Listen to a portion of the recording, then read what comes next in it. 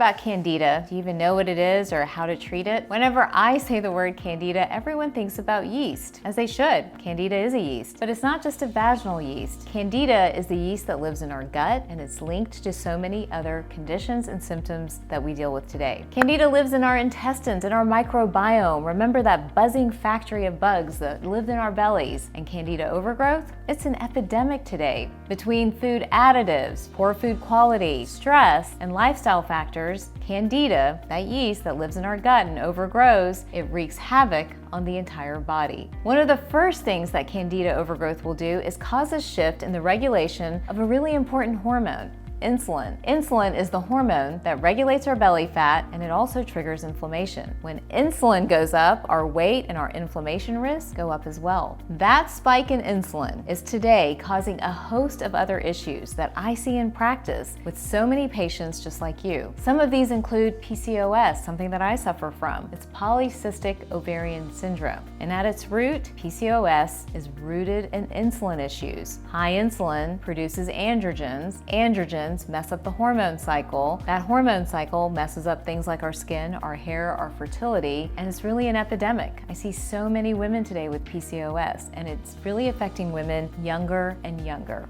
Thyroid issues are connected to Candida. In fact, so much so that there's a pattern that I've seen in practice connecting Candida to HASHIMOTO'S, one of the most common thyroid conditions that we see today. HASHIMOTO'S is an autoimmune thyroid condition. You might have heard of it. You might be suffering from it, but the root is often with Candida. Here's how it works. An overgrowth of Candida triggers inflammation. That inflammation makes those thyroid antibodies go way up. You may have a gene that sort of predicts that you're going to have those antibodies. And the combination of the two, well, it crashes your thyroid. And the next thing you know, you're tired and foggy and your hair's falling out and you don't feel well. So Candida is at the root of that as well. Brain fog is something many women, and men quite honestly, will complain about to me. They're alert, they're alive, they're active, and all of a sudden it's really hard to get through a presentation or get through a speech or even just remember simple things like where your keys are or what you were supposed to do that day. I am continually surprised, quite honestly, about how much brain fog is connected to Candida or that overgrowth of yeast. We see a lot of rashes in practice. Everything from eczema to acne, psoriasis, psoriatic arthritis, seborrheic dermatitis. I won't bore you with all the words, but again, I'll do those workups, and at the end of that workup, guess what I find? I find Candida, I find yeast overgrowth, and it's connected to so many different skin conditions. Now again, remember the skin too has a microbiome, so when it gets disrupted or the gut gets disrupted, then it's going to show in our skin as well. Many of my patients and many people that I meet have gut issues, so much so that I talked about it in the belly fix, the 21-day belly fix. But those gut issues, bloating, constipation, belly pain, reflux, guess what gets missed 9 times out of 10 in the regular doctor's office?